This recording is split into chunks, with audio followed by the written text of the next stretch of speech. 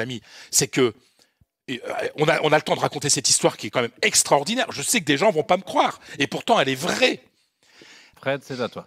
Quand Pep Guardiola prend les rênes de l'équipe première, c'est pas lui le premier choix. Le premier choix de Joan Laporta, c'est José Mourinho. C'est quasiment fait.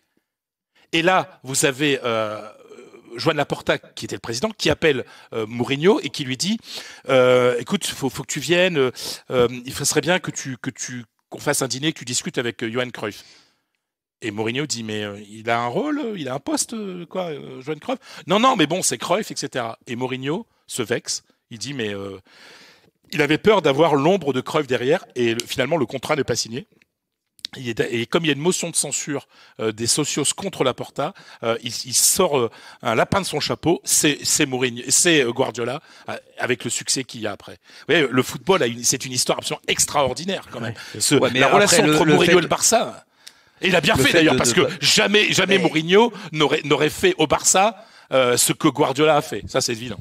Non, mais exactement. C'est pas la même philosophie de jeu. Non. Alors après, ça aurait été donné de la confiture au cochon, comme on dit. Je pense qu'il en avait conscience, hein, Mourinho, quand il a refusé, en gros, de parler à Johan Cruyff, en se disant, voilà, Johan Cruyff, qu'est-ce qu'il va me dire? Il va me dire, le foot, c'est ça. Moi, je suis incapable de faire ça. Et oui.